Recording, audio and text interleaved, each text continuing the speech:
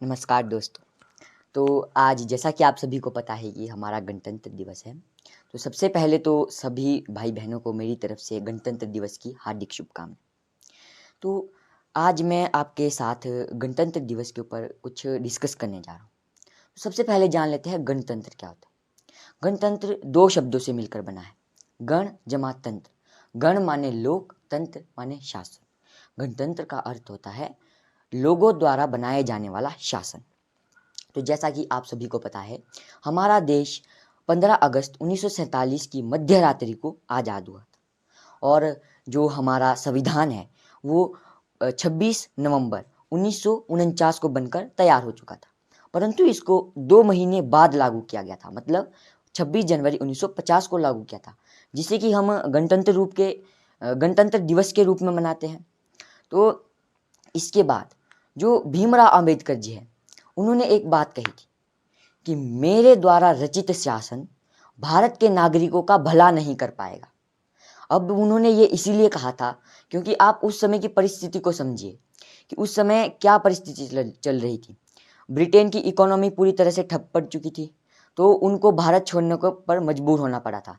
इसीलिए भारत के ऊपर दबाव बनाया गया था कि अपना संविधान जल्दी बनाइए। तो इसीलिए जो हमारे संविधान के पिता माने जाने वाले भीमराव अंबेडकर जी हैं, उनके पास समय कम था संविधान बनाने के लिए, इसलिए उन्हें जल्दबाजी में बनाना पड़ा था संविधान।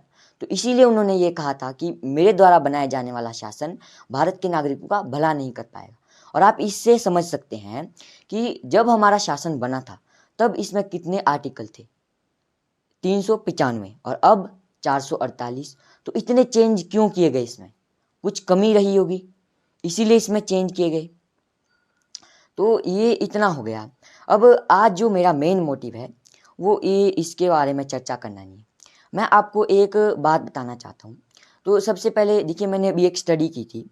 मैंने हमारा कॉन्स्टिट्यूशन, हमारा संविधान और ब्रिटिश रूल, उसके ऊपर स्टडी की थी।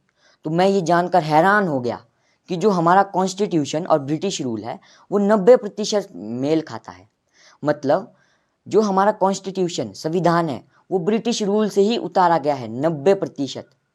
और इसको हम ऐसे समझ सकते हैं कि एक बार जो है ब्रिटिश में कॉन्फ्रेंस हुई थी, उसमें एक शख्स को चुना गया था। ब्रिटिश सरकार ने कॉन्फ्रेंस की, उसमें एक शख्स को चुना गया जिसका नाम था टीवी मैकोले। तो उसको ब्रिटिश सरकार ने कहा कि तुम इंडिया जाओ और पता लगाओ कि हम इंडिया को गुलाम कैसे बनाएं। तो वो 1931 में टीवी मैकोले इंडिया आया, उसने इंडिया का सर्वे किया और वो 1935 में इंग्लैंड वापस चला गया।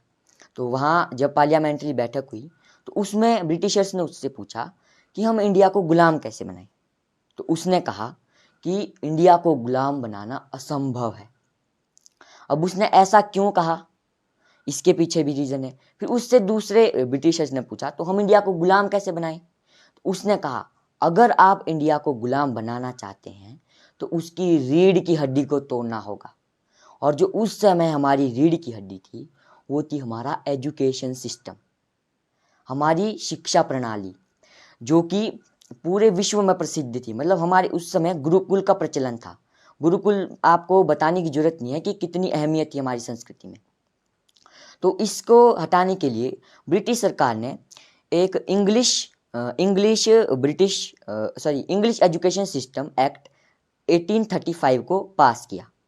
तो उसके तहत जितने भी गुरुकुल भारत में थे वो सब बंद कर दिए गए और जो इसके विरुद्ध थे उनकी हत्या कर दी गई बीच चौराहे पे। तो आप समझ सकते हैं कि कितनी ज़्यादा मुश्किलें हुई होगी भारतवासियों को उस समय पर।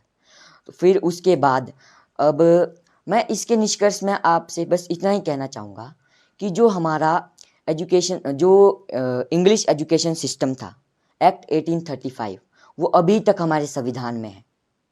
तो क्या आपको लगता है कि ये हमारे संविधान में होना चाहिए या नहीं? अब देखिए, जो हमारे पूर्वज थे, 14-14, 17-17 साल के बच्चे, वो फांसी पर लटके। वो इसीलिए नहीं फांसी पर लटके थे कि उन्हें शारीरिक आज़ादी चाहिए, उन्हें सांस्कृतिक, शैक्षणिक और सामाजिक आज़ादी भी चाहिए थी। इसीलिए उन्होंने अपनी कुर्बानियाँ दी थी। तो अब आप मुझे बताइए कि इंग्लिश एजुकेशन सिस्टम एक्ट 1835 हमारे कॉन्स्टिट्यूशन में होना चाहिए या नहीं होना चाहिए। बस अंत में मैं इतना ही कहना चाहूँगा। धन्यवाद।